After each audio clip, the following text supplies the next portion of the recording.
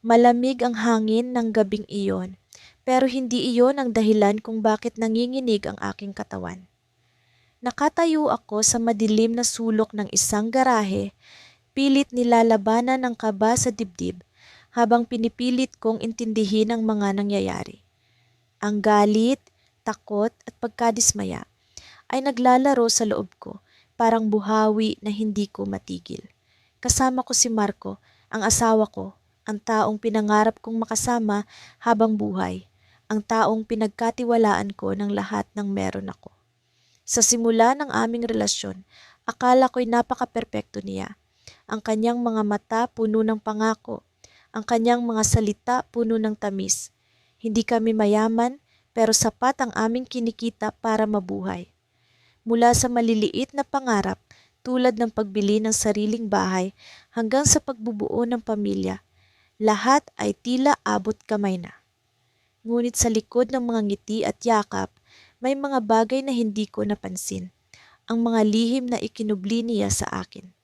Alam mo, mahal, para sa atin to, sabi ni Marco habang mahigpit niyang hawak ang aking braso. Ang tono ng kanyang boses ay malumanay ngunit malamig, parang yelo na bumalot sa puso ko. Hindi ko maintindihan kung bakit kailangan naming magpunta sa lugar na ito. Ang sabi niya, makikipagkita lang kami sa kaibigan niya. Pero bakit tila bumibigat ang pakiramdam ko sa bawat hakbang? Marco, bakit ba tayo nandito? Tanong ko, pilit na sinusubukang intindihin ang sitwasyon. Pero sa halip na sagutin ako, hinatak niya ako papasok sa loob ng garahe. Naroon ang isang lalaki nakaupo sa isang lamesa, naninigarilyo. Ang usok mula sa sigarilyo ay nagkulay abo sa maliit na espasyo at ang amoy nito ay agad tumusok sa ilong ko. Ang lalaki ay nakangiti, pero hindi ito ang uri ng nangiti na nakakapagpakalma. Ito ang nangiti ng isang tao na may masamang balak. Siya ba? Tanong ng lalaki kay Marco na tumangulang bilang sagot. Hindi ko alam kung ano ang ibig sabihin ng tanong niya. Ang puso ko'y bumilis ang tibok at ang mga kamay ko'y pinagpawisan ng husto. Pakiramdam ko'y may mali pero hindi ko maipaliwanag kung ano iyon. Marco, ano to? Ano bang nangyayari dito? Ulit kong tanong, pero hindi niya ako nilingon. Sa halip, nagsimula silang mag-usap ng lalaki, mga salitang hindi ko maintindihan. Ang mga boses nila'y parang mga bulong na nagiging dagundong sa utak ko. Ang mga mata ng lalaki ay nakatingin sa akin, tila sinusuri bawat bahagi ng aking pagkatao. Parang hayop na ibinebenta sa palengke. Ganito ang pakiramdam ko. Alam mo, maganda siya, sabi ng lalaki, sabay tawa na nagpagapang sa aking laman. Napaatras ako, pilit na lumalayo sa kanila, pero hindi ko magawang tumakbo. Nakatayo lang ako, nakapako sa lugar, habang ang mundo sa paligid ko'y unti-unting nagkakabitak. Marco, please, sabihin mo sa akin kung ano ang nangyayari. Ang boses ko'y halos punit na sa takot. Sa wakas, tumingin siya sa akin, pero ang mga mata niya'y malamig, walang kahit anong bakas ng pagmamahal o pagkonsensya. Para sa atin to, mahal, kailangan nating magbayad ng utang. Wala na tayong ibang paraan, sagot niya na para bang napakasimple lang ng lahat. Pero hindi ito simple. Ang bawat salita niya ay parang kutsilyo na tumarak sa puso ko. Utang? Anong ibig mong sabihin? Marco, hindi mo pwedeng gawin to sa akin. Sigaw ko, pero huli na ang lahat. Ang lalaki ay tumayo, lumapit sa akin at hinawakan ang aking braso. Sinubukan kong pumiglas pero mahigpit ang hawak niya, parang bakal na hindi ko kayang labanan. Relax, ma'am, magiging maayos ang lahat, sabi ng lalaki na parang nakakatawa ang sinasabi niya. Hindi ko alam kung ano ang plano nila pero alam kong hindi ito maganda. Ang takot ko'y unti-unting lumalaking parang apoy na hindi ko kayang apulahin. Marco, tulungan mo ako. Please huwag mo naman akong ipagkanulo sa ganitong paraan. Pagmamakaawa ko, pero hindi siya gumalaw. Ang asawa ko, ang taong dapat ay kakampi ko sa lahat ng laban, ay nakatingin lang sa akin na parang hindi ako mahalaga. Pasensya ka na, mahal. Kailangan. Wala akong magagawa. Sagot niya bago siya tuluyang lumabas ng garahe. Iniwan akong kasama ang estranghero na may masamang balak. Hindi ko alam kung ano ang gagawin ko. Ang mga kamay ko'y nanginginig, ang mga luha ko'y tuluyang bumagsak. Sinubukan kong kumawala pero mahigpit ang hawak ng lalaki. Sa mga oras na iyon, naisip ko kung paano ako napunta sa ganitong sitwasyon. Kung paano ang taong pinakamamahal ko ang mismong nagtulak sa akin sa bangin. Sinabi niya sa akin na malakas ang loob mo, pero mukhang na-overestimate ka niya, sabi ng lalaki, na parang insulto ang bawat salita. Hinila niya ako papunta sa kotse at kahit anong sigaw o pagmamakaawa ang gawin ko, wala itong nagawa. Ang bawat hakbang ko'y parang martilyo na tumatama sa akin. Hindi ko mapigilang isipin kung paano naging ganito ang buhay ko. Pagdating namin sa kotse, nakita ko ang isang papel sa dashboard. Puno ito ng mga pangalan, halaga at address. Sa unang tingin, parang listahan ng mga produkto. Pero nang tumingin ako ng mas malapit, napagtanto ko kung ano ang totoong ibig sabihin nito. Hindi ito listahan ng produkto. Ito ang listahan ng mga tao. At ang pangalan ko ay nandoon. Pagkatapos ng gabing iyon, akala ko'y tapos na ang lahat ng paghihirap ko. Akala ko isang masamang panaginip lang ang nangyari. Ngunit nang magising ako kinaumagahan, naroon siya, ang asawa kong si Ramil, nakangiti sa akin, parang walang nangyari. Gusto kong sumigaw, gusto kong itanong kung bakit niya ako nagawang ipagkanulo. Pero ang bibig ko'y tila naipit sa bigat ng tanong na hindi ko maibulalas. Sa halip, nanatili akong tahimik, umaasa na baka may paliwanag siyang magbibigay linaw sa lahat. Magandang umaga, mahal. Bati niya habang hinahanda ang kape sa kusina. Parang ordinaryo ang araw, parang hindi niya ako iniwan sa kwarto ng isang estrangherong lalaki kagabi. Pinilit kong huwag ipakita ang galit na kumukulo sa loob ng dibdib ko. Tinanong ko ang sarili ko, ano nga ba ang halaga ko sa kanya? Ako ba'y asawa o isa na lamang gamit na maaari niyang ipasa sa kung sino man? Nang mag-almusal kami, sinubukan kong magtanong. Ramil, ano ang nangyari kagabi? Hindi ko alam kung saan ko hinugot ang lakas ng loob na iyon, pero hindi ko na kayang magpanggap na okay lang ang lahat. Tumigil siya sa pagnguya ng tinapay at tumingin sa akin, ang mga mata niya'y malamig, walang emosyon. Ginawa ko lang ang dapat kong gawin, Silly. Para sa atin to. Para sa kinabukasan natin, sagot niya.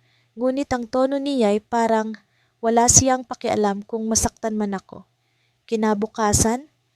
Ulit ko halos hindi makapaniwala sa narinig. Ibinenta mo ako sa kaibigan mo, Ramil, ibinenta mo ang sarili mong asawa. Tumayo siya, inilapag ang tasa ng kape sa mesa, ang huminga ng malalim na parang siya pa ang nahihirapan. Hindi mo naiintindihan, si Tony, mayaman siya. Malaki ang maitutulong niya sa negosyo ko. Isang beses lang yon, Sally. Hindi mo man lang ba kayang tiisin para sa atin? Para sa atin. Ang mga salitang iyon ang nagpasabog sa lahat ng galit na kinikimkim ko. Tumayo ako mula sa upuan, ang mga kamay ko'y nanginginig. Para sa atin, ako ang nagtitiis. Ako ang nilapastangan. Ako ang iniwan mo sa kamay ng kaibigan mong hayop. At ngayon, gusto mong sabihin na para sa atin yon? Hindi siya sumagot, sa halip tumingin siya sa akin na parang siya pa ang biktima sa sitwasyon. Nakaramdam ako ng panlalamig. Ang lalaking minahal ko, ang lalaking pinagkatiwalaan ko ng buhay ko ay hindi ko nakilala. Isa siyang estranghero na may kakayahang sirain ako nang walang pag-aalinlangan.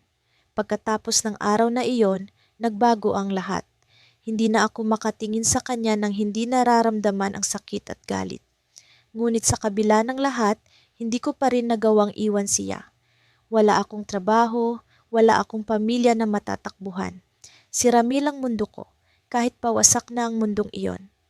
Dumating ang sumunod na linggo at naramdaman ko ang muling panlalamig sa pagitan namin.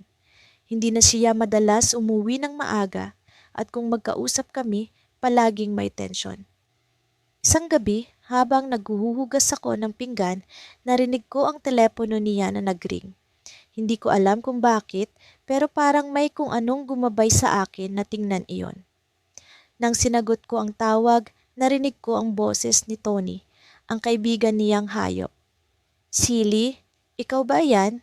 Tanong ni Tony mula sa kabilang linya, ang tono niya'y may halong tuwa. Parang lalaking nananabik sa isang bagay.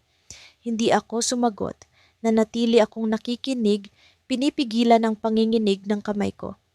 "Sabihin mo kay Ramil, handa na akong magbayad para sa susunod. Sabihin mo, doble ang ibibigay ko. Mas maganda ang deal ngayon, mas magtatagal tayo." Para akong binuhusan ng malamig na tubig. Pagkatapos ng gabing iyon, pakiramdam ko'y wala nang natira sa akin. Hindi dignidad, hindi pag-asa, hindi pagmamahal. Ang akala ko'y asawa ko ang kakampi ko sa buhay, ang taong magtatanggol sa akin kahit ano pa man ang mangyari. Pero iyon pala, siya mismo ang nagtalikod sa akin at ginamit ako para sa sariling kapakinabangan. Nang magising ako kinabukasan, hindi ko agad napagtanto kung nasaan ako. Ang kwarto'y mukhang magarbo, may malalambot na kutsyon, mamahaling kurtina at mga palamuti sa dingding na parang nasa hotel. Pero ang pakiramdam ko'y parang nasa selda ako. Nakalak ang pinto at kahit anong pag-ikot ko sa seradura, hindi ito bumubukas. Ang katawan ko'y mabigat, parang binagsakan ng daang libong bato.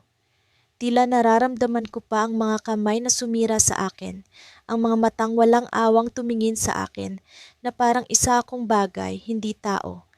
Ilang oras akong naghintay sa loob ng silid na iyon, ni hindi ko alam kung anong oras na, kung umaga ba o gabi. Gutom na gutom ako, pero mas nangibabaw ang takot.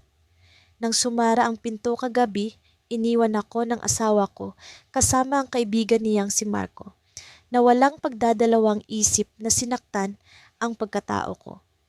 Akala ko babalikan ako ni Dan, pero wala. Walang kahit anong senyales na bumalik siya para kunin ako. Biglang bumukas ang pinto. Si Marco ang pumasok, may dalang tray ng pagkain. Ngumiti siya, pero hindi iyon ngiti ng isang mabait na tao. Parang kilabot ng ngiti, tila nasisiyahan siya sa kung anong ginawa niya sa akin. "Kumain ka," sabi niya, inilapag ang pagkain sa lamesa malapit sa kama.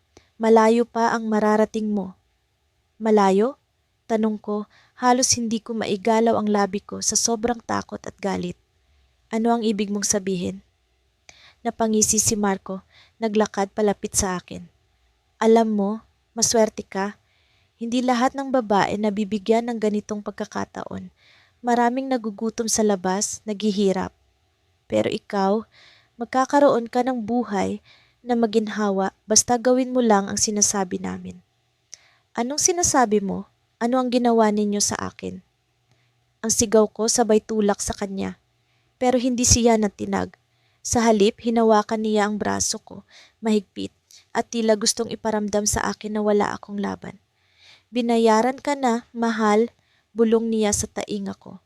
"Nasa akin ka na, at hindi lang ako ang makikinabang sa iyo."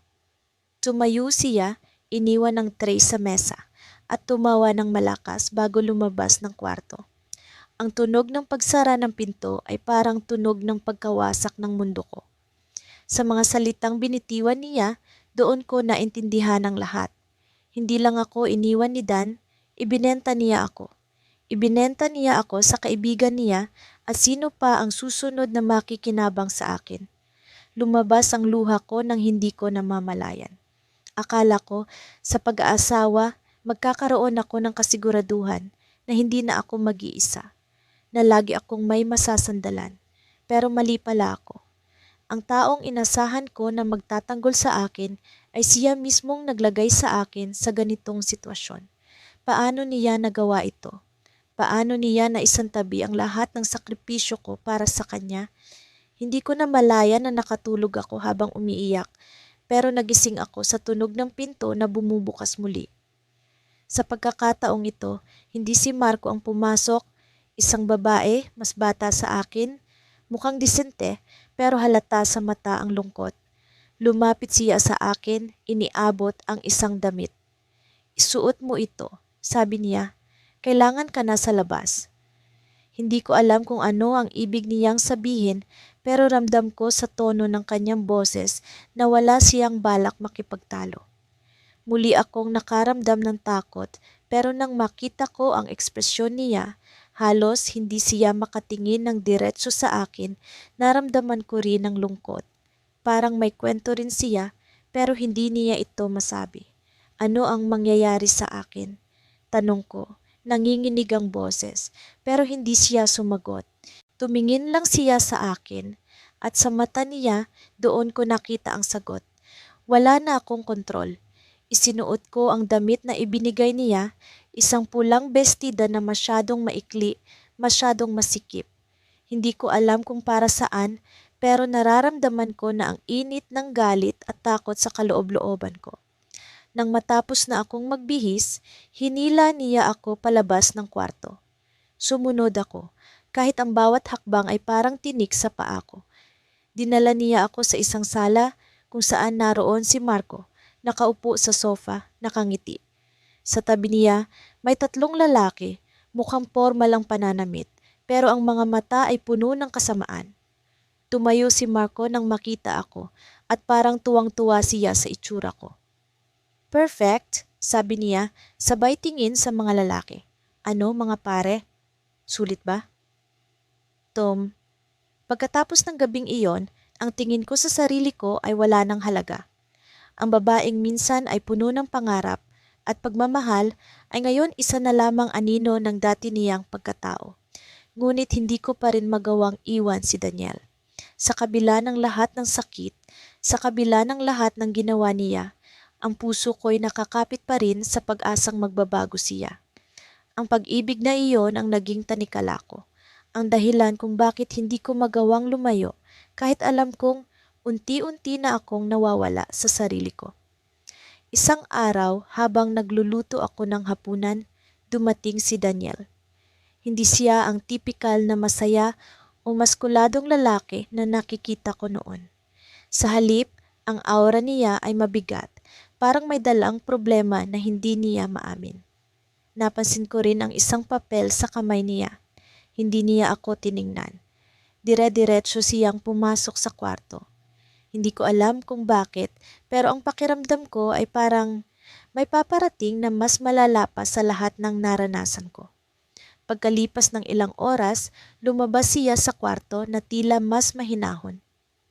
Umupo siya sa harapan ko habang kumakain kami at sinimula ng isang usapan na hindi ko inaasahan. "May kailangan tayong gawin," sabi niya, sabay tingin sa akin ng diretso. Ang tono ng boses niya ay malamig, parang siya ay isang estranghero na hindi ko kilala. "Ano yon?" Tanong ko kahit ramdam ko ang kaba sa dibdib ko. "May utang ako kay Rico," sagot niya.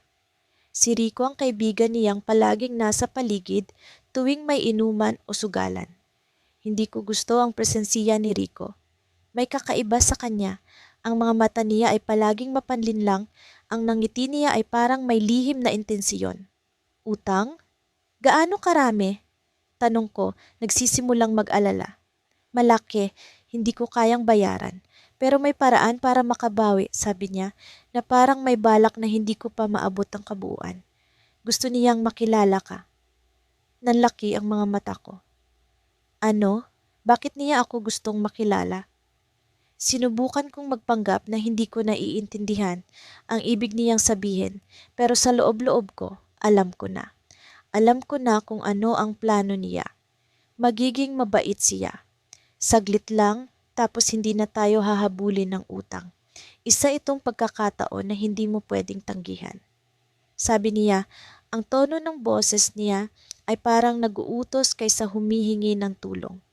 Pinilit kong huwag magpakita ng takot. "Hindi mo pwedeng gawin ito sa akin, Daniel. Ako ang asawa mo. Hindi ito tama. Ngunit sa halip na makinig sa akin, tumayo siya at tiningnan ako ng matalim. Wala kang magagawa, ito ang paraan para mailigtas ko tayo. Kung mahal mo ako, gagawin mo ito, sagot niya at iniwan akong nakaupo sa mesa, halos hindi makagalaw. Ang mga salita niya ay parang mga lason na unti-unting sumisira sa akin. Kinabukasan dumating si Rico sa bahay. Hindi ko alam kung paano ko nagawang harapin siya. Ang bawat hakbang ko ay parang may timbang na bakal. Ang bawat paghinga ko ay parang tinik na bumabaon. Nakangiti siya, pero ang nangiti niya ay hindi nakakapagpakalma. Sa halip, ito'y nagdudulot ng kakaibang takot. Maganda pala ang asawa mo, Daniel, sabi ni Rico habang iniinspeksyon ako, parang isang bagay na binibili sa merkado. Tumayo lang si Daniel sa likuran niya, walang reaksyon, walang kahit anong senyas na may konsensiya pa siyang natitira.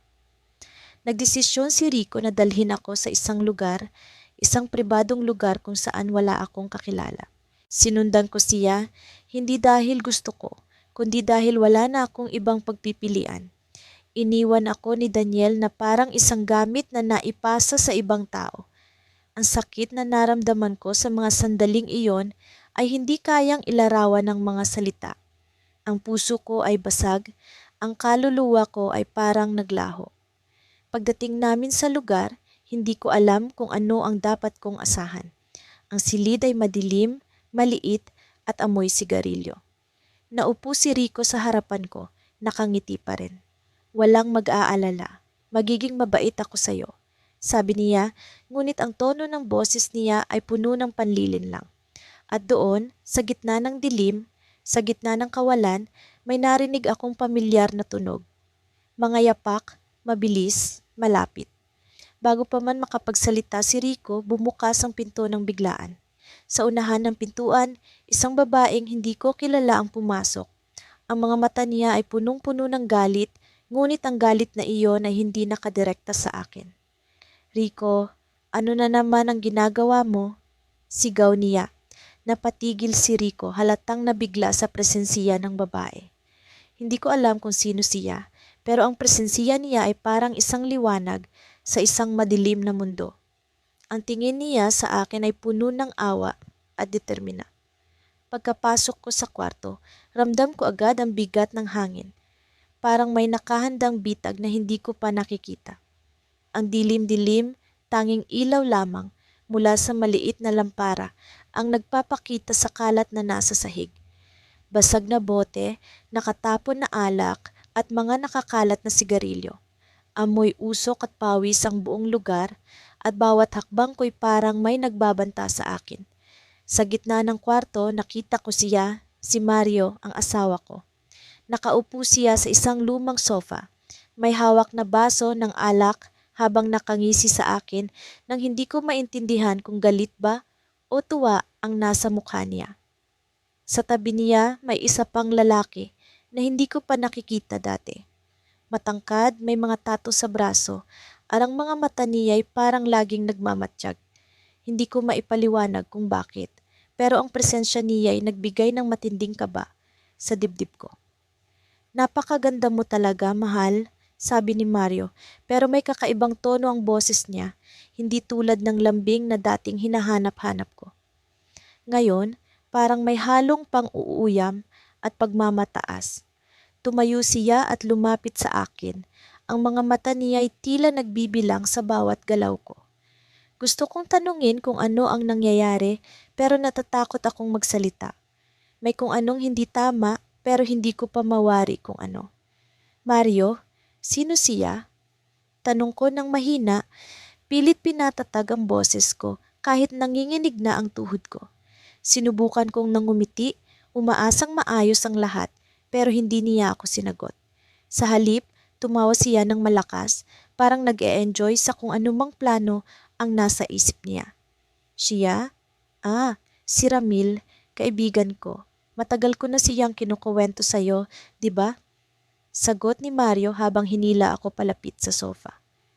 Pakiramdam ko'y wala akong kontrol sa sarili ko, parang sunod-sunuran lang ako sa mga kilos niya. Si Ramil naman tahimik lang, pero ang tingin niya sa akin ay parang hayop na inaabangan. Bakit siya nandito? Ano bang meron? Tanong ko ulit, pilit hinahanap ang sagot sa mukha ni Mario. Pero sa halip na sagutin ako, tumingin siya kay Ramil at ngumiti. Parang may pinagtatawanan silang dalawa na ako lang ang hindi nakakaintindi. Alam mo, mahal, matagal ko nang pinag-iisipan to. Alam mo namang mahal kita, di ba? Sabi ni Mario, sabay hawak sa mukha ko. Pero ang haplos niya ay malamig, hindi tulad ng dating haplos na punong-puno ng pagmamahal. Ngayon, parang may halong pagmamaniobra, parang may balak siyang hindi ko gusto. Mario, ano ba talaga ang nangyayari? Tanong ko, mas malakas na ngayon. Hindi ko na kayang itago ang takot ko. Pero sa halip na sagutin ako, binitawan niya ang mukha ko at tumalikod. Umupo siya ulit sa sofa, sumandal, at tumingin sa akin ng parang isang negosyante na naghahanap ng tamang presyo. Ganito kasi yon, mahal, kailangan natin ng pera. Alam mo namang mahirap ang buhay ngayon, di ba? Simula niya, pero alam kong hindi pera ang tunay na dahilan. Hindi ganito ang Mario na kilala ko, ang Mario na pinakasalan ko. Pero bago pa ako makapagsalita, tumingin siya kay Ramil at tumango. Bigla akong hinawakan ni Ramil sa braso. Napakadiin ng hawak niya, halos mabali ang buto ko sa lakas. Napasigaw ako, pero walang pakialam si Mario. Tumayo siya at tumingin sa akin, ang mga mata niya ay malamig na parang yelo. Mario, ano ba? Ano to? Sigaw ko habang pilit kong nilalabanan ang hawak ni Ramil. Pero masyado siyang malakas at ang lakas ko'y unti-unting nauubos sa kaba at takot. Simple lang, mahal, binenta na kita. Hindi mo ba naiintindihan? Kailangan natin ng pera at ikaw ang solusyon. Sabi niya nang walang kahit kati, Miss the Part 6. Generation failed. Habang papalapit ang gabi, naramdaman ko ang lamig na tila sumasakal sa akin. Nasa loob ako ng malaki, ngunit madilim na silid. Ang mga ilaw ay nakabukas, ngunit nakakalat lang ang liwanag. Parang hindi sinadya. Ang bawat tunog ng aking hininga ay parang dagundong sa katahimikan. Parang sinasadya ng mundo na ipaalala sa akin na mag-isa ko. Kanina lang, akala ko'y may pag-asa pa. Nakita ko ang asawa ko, si Ramil, sa labas ng silid. Akala ko narito siya para itama ang lahat. Sigurado akong narinig niya ang mga sigaw ko, ang pagmamakaawa ko, at ang galit na hindi ko na kayang kontrolin. Ramil, mahal mo ako, hindi ba? Hindi mo ako pababayaan, hindi mo magagawa ito sa akin. Halos pumutok ang lalamunan ko sa kakasigaw. Ngunit ang sagot niya ay hindi ang inaasahan ko. Tumitig siya sa akin, malamig at hindi gumagalaw. Ang lalaking minahal ko, ang lalaking pinili kong ipaglaban, kahit laban sa kagustuhan ng pamilya ko, ay parang ibang tao na. Wala na ang init sa mga mata niya, wala na ang ngiti na palaging nagpapakampante sa akin. Sa halip, ang nakita ko ay isang bagay na mas malalim, isang bagay na mas madilim. Hindi ko alam kung anong klaseng halimaw ang nasa harap ko, pero sigurado akong hindi na siya ang Ramil na kilala ko. Alam mo, hindi mo dapat sinisisi ang sarili mo. Bulong niya habang nakatingin sa akin mula sa pinto. Ginawa ko lang kung ano ang dapat kong gawin. Para sa atin. Para sa atin? Para sa atin? Ano ang ibig niyang sabihin? Hindi ko maunawaan kung paano ang ginawa niyang ito. Ang pagbenta sa akin sa kaibigan niyang si Mario ay para sa amin. Ang kaibigan niyang iyon ay kilala ko. Madalas siyang nakikitang bumibisita sa bahay namin noon. Laging may daladalang alak, laging may biro. Hindi ko siya sineryoso noon. Pero ngayon, siya ang taong nagmamay-ari sa akin na para bang isa kong bagay na binili niya mula sa palengke. Sa bawat hakbang ni Ramil palayo sa silid, parang dinudurog ang puso ko. Hindi niya ako nilingon, hindi niya ako pinakinggan. Ang halimuyak ng sigarilyo niya ang huling alaala ko bago siya tuluyang mawala sa paningin ko. Naiwan akong mag-isa sa silid na ito sa harap ng pintong hindi ko alam kung kailan bubuksan.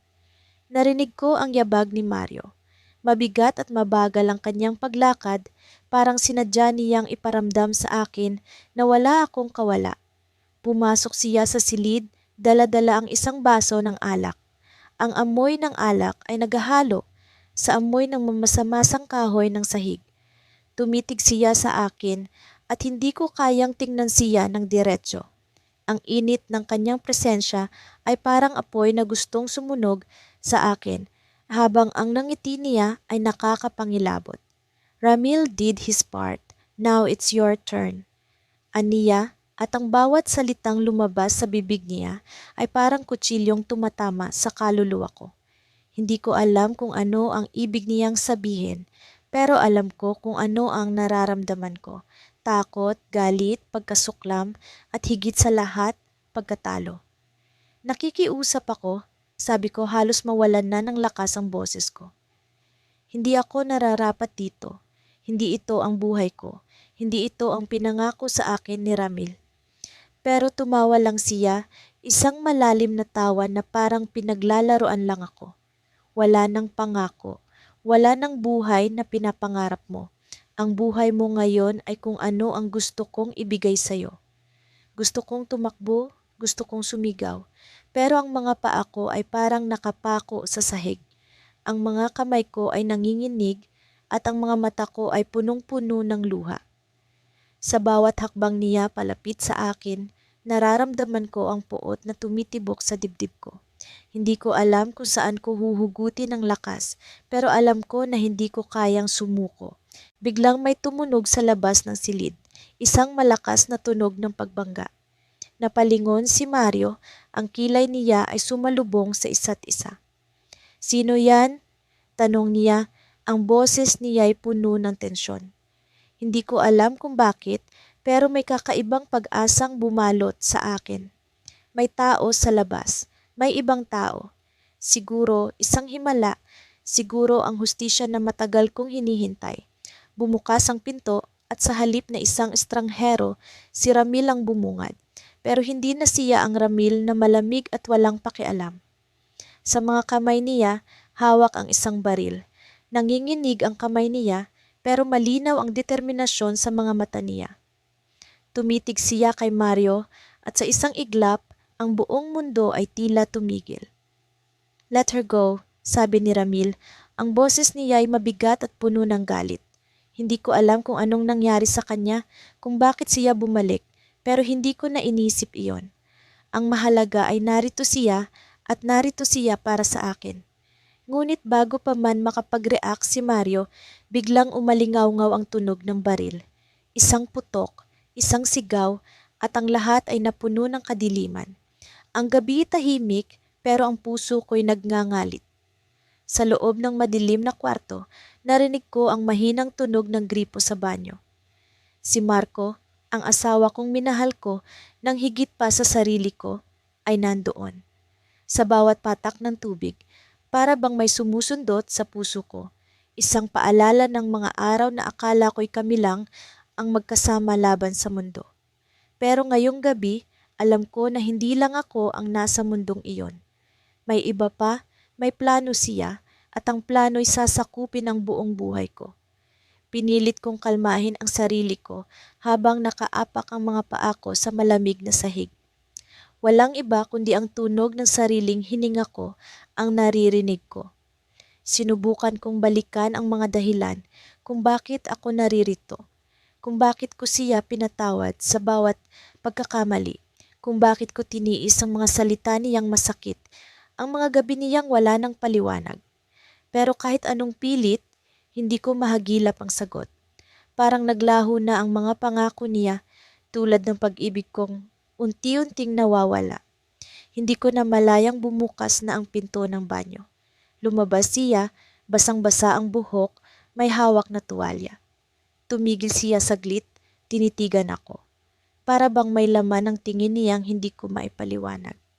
May bigat, may lihim, pero imbes na magsalita, ngumiti lamang siya. Ang ngiting iyon ang parehas ng ngiti na ginamit niya noong una kaming nagkakilala. Ang ngiti na dating nagbibigay sa akin ng seguridad, pero ngayon ay parang labahan na hinihiwa ang tiwala ko. Magbihis ka, sabi niya, malamig ang tono. May pupuntahan tayo. Napalunok ako. Gusto kong magtanong, saan? Bakit? Pero sa loob ng maraming taon naming magkasama, natutunan kong huwag nang kumontra. Ang bawat pag-angal ko'y nagdudulot lamang ng galit sa kanya. Kaya tumango ako, tumayo, at kinuha ang jacket na nakasabit sa likod ng pintuan. Habang nagbibihis, ramdam ko ang bigat ng tingin niya sa akin. Para bang sinusukat niya ako, pinag-iisipan kung tama pa ba ang ginagawa niya. Pero hindi siya nagpakita ng alinman, sa kaba o pagsisisi. Si Marco, ang lalaking minahal ko, ang lalaking tinarantado na ako ng paulit-ulit, ay tila ba wala nang natitirang puso. Sumakay kami sa kotse. Malamig ang hangin sa labas, pero mas malamig ang pagitan naming dalawa sa loob. Sinubukan kong basagin ang katahimikan. Saan tayo pupunta? Tanong ko, pilit na sinasabi ang mga salitang hindi lumalabas ng buo sa bibig ko. Sa isang kaibigan, sagot niya. Hindi na siya nagbigay ng detalye. Tumitig siya sa kalsada, parang wala akong halaga. Ang mga ilaw ng postis sa daan ay nagsilbing mga anino. Sa mukha niya, nagbibigay diin sa bawat bahagi ng kanyang anyo na dati pamilyar sa akin, pero ngayon parang banyagana. Habang tumatakbo ang sasakyan, naramdaman ko ang panginginig ng mga kamay ko. Hindi ko alam kung dahil sa takot, galit, o balisang hindi ko maipaliwanag. Sa tuwing babalik ang tingin ko sa kanya, para bang may bumabalot sa akin na mas malalim pa sa simpleng pagdududa. May mali. Alam kong may mali. Pagdating namin sa isang lumang gusali sa gilid ng syudad, doon ko nahanap ang sagot. Sa labas ng pintuan, nakatayo ang isang lalaki. Matangkad, maitim ang balat at may hawig na hindi ko malilimutan kahit kailan. Si Franco ang kaibigan ni Marco. Hindi ko na kailangang magtanong. Alam ko na kung ano ang gagawin nila. Marco, ano to? Sigaw ko, hindi ko na napigilang kumawala sa katahimikan. Hinawakan ko ang braso niya, pilit na iniintindi kung anong nangyayari. Pero imbis na sumagot, hinawi niya ang kamay ko. Sa unang pagkakataon, nakita ko ang tunay na anyo ng asawa ko. Hindi bilang asawa, kundi bilang isang estranghero. Ang mga mata niya ay walang galang, walang awa. Pera, Mia, kailangan ko ng pera. Sagot niya, diretso, walang bahid ng pagsisisi. Pera? Pera? Ako ang pagbabayaran mo. Sigaw ko, hindi na ako magpapatalo. Pero bago pa ako makalayo, hinawakan niya ang braso ko ng mahigpit. Napanggiwi ako sa sakit. Hindi ko na siya nakikita bilang tao, kundi bilang halimaw. Tumawa si Franco, ang tunog ay parang multo sa dilim. Ayos to, Marco. Maganda ang pinili mo. Ang katawan ko'y nanlamig. Alam ko na kung ano ang ibig sabihin ng mga salitang iyon. Hindi na ako makakatakas. Sa isang iglap, ang lahat ng pinaghirapan ko para sa kanya, ang sakripisyo, ang pagmamahal, ang pagtitiis, ay parang abo na lamang. Binenta na niya ako, hindi para sa pag-ibig, kundi para sa pera. Hindi ko to gagawin, hindi ko to kaya. Sigaw ko, pilit na lumalaban. Pero bago pa ako makakilos, naramdaman ko ang matalim na bagay na nakatutok sa tagiliran ko. Isang balisong. Si Frank sa mga araw na lumipas, tila nilamon ako ng kadiliman. Ang bawat hakbang ko ay may bigat, bawat paghinga ko ay may kirot. Hindi ko na alam kung sino ang pinagkakatiwalaan ko, kung sino talaga ang kinilala ko bilang asawa. Si Marco ang lalaking sinumpaan kong mamahalin sa hirap at ginhawa, sa sakit at saya, siya ang mismong taong nagtulak sa akin sa impyerno. At ang impyerno na iyon nakaharap na sa akin. Isang gabi, habang nakaupo ako sa sulok ng kwarto, narinig ko ang tunog ng mga yapak ni Marco sa sahig. Dumiretso siya sa akin. Sa kanyang mga mata, may kakaibang ningning, hindi pagmamahal, kundi pagkagahaman. Tinangka kong basahin ang kanyang ekspresyon, ngunit tila naging estranghero na siya sa akin. Umupo siya sa tabi ko at hinawakan ang aking kamay. Sa pagkakataong iyon, Akala ko magbabago ang lahat. Akala ko hihingi siya ng tawad, na magsisisi siya sa ginawa niya. Ngunit mali ako. Ito na ang huling beses, mahal, bulong niya sa akin, mabigat ang boses na tila may halong awa. Pagkatapos nito, makakawala na tayo sa utang. Magiging maayos na ang lahat. Tumulo ang luha ko. Ang huling beses na sinasabi niya ay ang pangalawang beses na ibinenta niya ako sa kaibigan niyang si Ramon, isang lalaking mas matanda, marahas at halatang sanay sa ganitong sistema. Ang unang beses ay ang araw na giniba niya ang buo kong pagkatao. Akala ko noon na iyon na ang pinakamababa kong mararating, pero mali pala ako. May mas malalim na hukay at si Marco mismo ang naglalagay sa akin doon. Marco, sabi ko, pilit pinapalakas ang boses ko kahit nanginginig ang buong katawan ko. Hindi na kita kilala. Ano ba ang nangyayari sa'yo? Paano mo nagagawa ito sa akin? Tumitig siya sa akin, ngunit hindi niya ako sinagot. Tumayo siya at lumakad palayo, iniwan akong nakalugmok sa sahig. Ang huling beses kong narinig ang kanyang mga yapak ay ang pag-alis niya ng pintuan. Hindi na niya ako nilingon. Hindi ko alam kung gaano ako katagal na nakaupo sa sahig, ngunit nang dumating si Ramon, naramdaman ko ang bigat ng kanyang presensya kahit hindi pa siya nagsasalita. May kasamang tatlong lalaki si Ramon, lahat sila ay may mga matang tila gutom. Nanlaki ang mata ko. Hindi lang pala si Ramon ang kakailanganin kong harapin. Lumapit siya sa akin, nakangisi. Marco said you're ready for this. Sabi niya, mabagal ang bawat salita, na parang tinatanggap niya ang bawat segundo ng takot na bumabalot sa akin. Hindi ko maipaliwanag, pero sa kabila ng kanilang presensya, naramdaman ko ang isang bagay sa loob ko. Isang apoy na hindi ko alam na meron pa pala ako. Hindi ko na kayang maghintay. Hindi ko na kayang magtiis, tumayo ako ng biglaan, halos masira ang balanse ko. Hindi ko na kaya, sigaw ko, tila isang hayop na nasukol sa isang sulok. Kung gusto ninyo akong sirain, gawin niyo na. Pero hindi ko na hahayaang saktan pa ako ng mas matagal. Tumawa si Ramon, ngunit ang mga kasama niya ay tila nagulat. Hindi nila siguro inaasahan ang sigaw ko. Sa mga mata ni Ramon, nakita ko ang galit at pagtataka. Ngunit bago pa siya makalapit, tumakbo ako patungo sa bintana. Sa bintanang iyon, alam kong may kalayaan. Wala akong pakialam kung nasaan ako o kung gaano kataas ang lugar. Ang mahalaga, makawala ako. Paglapit ko sa bintana, naramdaman ko ang malamig na hangin na tumama sa mukha ko. Ngunit bago pa ako makatalon, naramdaman ko ang kamay ni Ramon sa braso ko. Hinila niya ako pabalik at ang sakit ay parang apoy na sumabog sa buong katawan ko. Pilit akong nagpumiglas, ngunit masyado siyang malakas. Ang mga kasama niya ay tumakbi. Pagkalipas ng ilang araw, bumalik si Marco sa aming bahay. Alam kong may kakaiba sa kanya nang tumapak siya sa pintuan. Baka sa kanyang mukha ang tensyon, pero may pilit na ngiti na parang sinasabing huwag akong magtanong. Hindi ko alam kung ano ang mas nakakakilabot. Ang malamig na katahimikan sa pagitan namin o ang bigat ng hangin na tila may nagbabantang unos.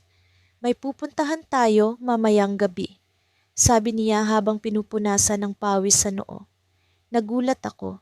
Hindi kami madalas lumabas dahil palaging sinasabi ni Marco na mas mabuting tahimik ang buhay namin. Pero ngayong gabi, tila may plano siyang hindi ko maintindihan. Saan tayo pupunta? Tanong ko, pilit na isinasaayos ang tono ng boses ko para hindi siya mairita. Madalas kapag nagtanong ako, kinukuyom niya ang panga at tinatahimik ako. Basta sumama ka na lang, sagot niya, malamig na parang yelo. Natigilan ako. Hindi ko na siya pinilit. Alam kong kapag masyado akong makulit, may kapalit ang galit niya. Gabi na nang umalis kami. Suot ko ang pinakamaganda kong damit. Isang manipis na pulang bestida na binili niya para sa akin noong 1 taon. Tumutok ang ilaw ng poste sa akin habang naglalakad kami at pakiramdam ko lahat ng mata ay nakatingin sa bawat hakbang ko. Sa likod ng isip ko may bumubulong na hindi ito normal. Pero tinikom ko ang bibig ko gaya ng nakasanayan. Hindi ko ugaling magtanong kapag si Marco ang nagdesisyon. Pagdating namin sa isang malaking bahay, bumungad sa akin ang isang grupo ng mga lalaking nakaupo sa malalaking sofa. Naglalakihan ang katawan nila, may mga mamahaling relo at may mga mata na parang laging may binabalak. Ang amoy ng alak at sigarilyo ay nakakakilabot pero hindi ko pinahalata na naiilang ako. Hinawakan ni Marco ang aking braso, mahigpit na para bang sinisigurado niya na hindi ako makakawala. Siya ang sinasabi ko sa inyo, sabi ni Marco sa grupo. Hindi ko alam kung bakit pero parang umikot ang mundo ko sa narinig ko. Sino ang sinasabi niya? Ako ba? Anong ibig niyang sabihin? Tumawa ang isa sa mga lalaki. Malakas at malagkit ang tunog. Tama ka, Marco. Maganda nga siya. Mukhang masaya ang gabi namin ngayon. Pumalakpak ang ilan at naramdaman ko ang mga mata nila na tila hinuhubaran ako. Marco, ano to? Bulong ko habang pilit na binabawi ang braso ko sa mahigpit niyang hawak. Hindi siya sumagot. Sa halip, hinila niya ako palapit sa grupo. Para akong naipit sa isang panaginip na hindi ko matakasan. Relax ka lang, mahal, sabi niya, pero wala akong naramdamang pagmamahal sa tono niya. Para akong sinaksak ng libu-libong kutsilyo sa puso. Mahal, paano niya magawang tawagin akong mahal, gayong alam kong may mas masakit siyang binabalak. Pinilit kong kumawala, pero masyado siyang malakas. Marco, anong ginagawa mo? Hindi ko gusto ito. Uwi na tayo, please. Nagsimula nang bumaha ang luha ko, pero parang wala siyang naririnig. Wala siyang pakialam. Kunwari ka pa, sabi niya, halos pabulong, pero sapat para marinig ko. Matagal na akong pagod sa'yo. Ngayong may pagkakataon akong kumita, hindi kita hahayaan na sirain ito. Kumita? Hindi ko maintindihan. Pero bago pa ako makapagtanong, naramdaman ko ang malamig na kamay ng isa sa mga lalaki na dumapo sa balikat ko. Napaatras ako, pero hindi ko na mabawi ang sarili ko. Ang lakas ng mga kamay nila at ang amoy ng kanilang hininga ay nagpadilim sa paligid ko. Marco, tulungan mo ako, please. Sigaw ko na parang baliw. Pero si Marco nakatayo lang. Pinanood niya ako, walang emosyon, habang unti-unti akong hinihila palayo sa kanya. Bayad na ako, bulong niya bago siya tumalikod at tuluyang nilisan ng kwarto. Ang tunog ng pagsara ng pintuan ang nagbigay hudyat sa akin na hindi na siya babalik. Ang mundo ko ay tuluyang nagbagsak sa akin. Ang lahat ng sakit, galit at takot ay bumalot sa buong pagkatao ko. Ang lalaking minahal ko, ang lalaking tiniis ko ang lahat para sa kanya. Siya mismo ang nagbenta sa akin. Hindi ko alam kung anong mangyayari sa akin sa mga susunod na minuto, oras o araw. Pero isa lang ang sigurado. Wala na akong matatakbuhan. Isang lalaki ang lumapit sa akin. Ang mga mata niya puno ng kasamaan. Akala ko iyon na ang katapusan. Pero bago pa siya makalapit ng tuluyan, biglang bumukas ang pintuan. Tumigil ang lahat, tumahimik ang kwarto, at ang mga mata ng mga lalaki ay napatingin sa direksyon ng dumating. Isang babae ang pumasok, maputi, matangkad, at mukhang makapangyarihan. Ano na naman to, ha? Tanong niya, puno ng galit ang boses. Hindi ko siya kilala, pero ang presensya niya ay nagdulot ng kakaibang tensyon sa paligid. Aling Clara, hindi mo ba sinabi na pwede kaming mag-enjoy ngayong gabi? Sabi ng isa, pero halata ang kaba sa tono niya. Enjoy? Ang usapan natin, negosyo lang. Hindi ko pinapayagan ang ganito. Sigaw ng babae. Sa isang iglap, nagbago ang aura sa kwarto. Ang mga lalaki ay umatras at ang babae, si Clara, ay lumapit sa akin. Anong pangalan mo?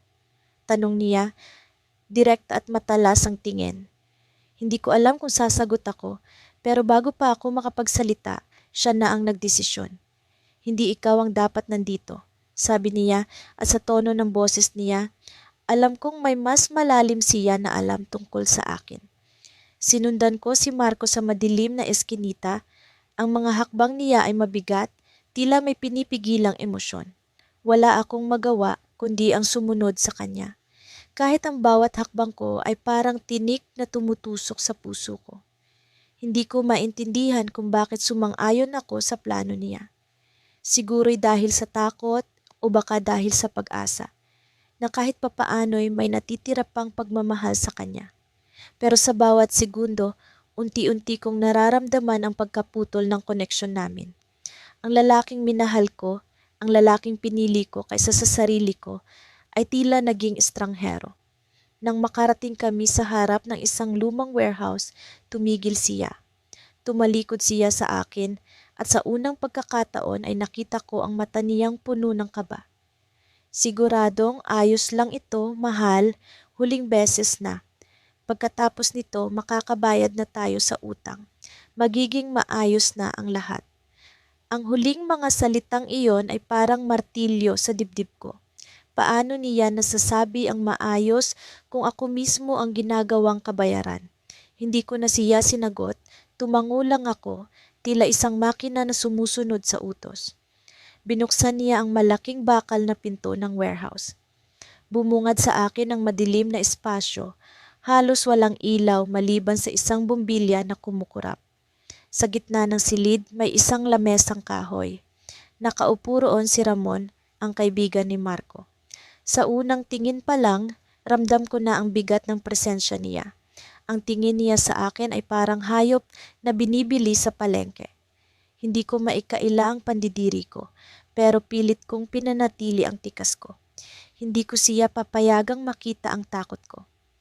Maganda, ani Ramon habang nag-aabot ng isang makapal na envelope kay Marco. Sigurado ka bang ayos lang sa kanya? Tanong niya, pero hindi ako ang tinitingnan. Tila ba hindi ako tao kundi isang produkto. Si Marco naman, nagkibit balikat lang. Oo, ayos lang. Alam niya ang sitwasyon. Ang sakit ng mga salitang iyon. Alam ko ang sitwasyon. Alam ko ba talaga? Alam ko bang ang lalaking minahal ko, ang lalaking pinagsakripisyuhan ko ng lahat, ay kaya akong ipagpalit sa pera? Ang envelope na iyon ang naging simbolo ng halaga ko sa kanya. Ang halaga ng bawat taon na tiniis ko ang kahirapan, ang mga gabi ng pagtatalo, ang mga pangakong walang katotohanan. Ang halaga ng bawat luha at bawat dasal ko na sana'y magbago siya. Halika rito, sabi ni Ramon habang itinuro ang upuan sa tabi niya. Napatingin ako kay Marco, umaasang pipigilan niya ako, umaasang may konting konsensya pa siya. Pero wala.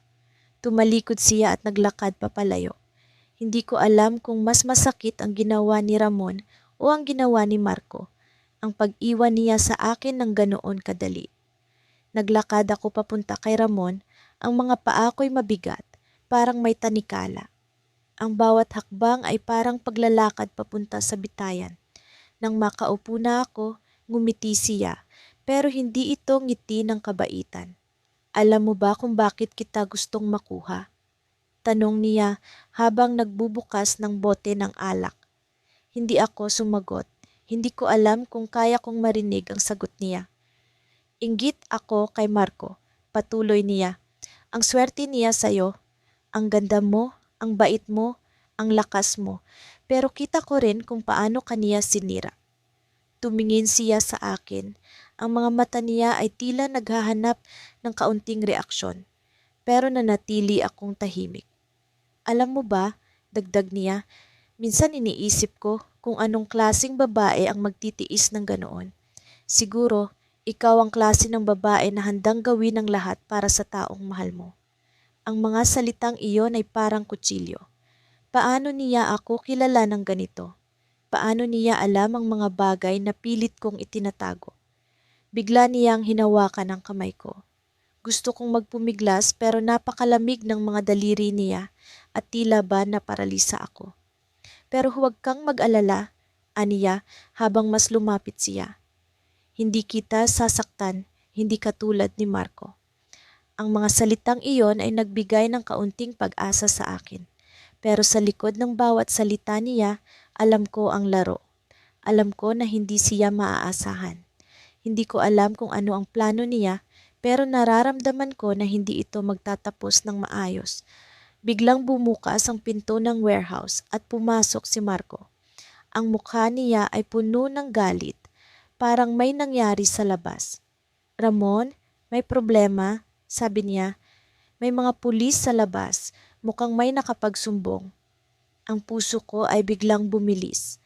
Ang mga pulis? Sino ang nagsumbong? May pag-asa ba?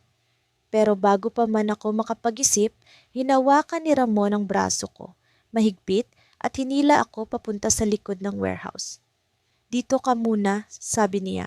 "Hindi kita pwedeng makita ng mga pulis." Nang maitago na niya ako sa isang maliit na kwarto sa likod, narinig ko ang mga boses sa labas. Ang tunog ng mga pulis, ang sigawan ni Marco, ang mga yabag ng takot. Sa kabila ng lahat, naramdaman ko ang kaunting pag-asa. Pero hindi ko alam kung ito ba ang katapusan ng lahat o ang simula ng mas masahol pa. At kung may nagsumbong, sino? Sino ang maaaring nakakaalam ng lahat ng ito?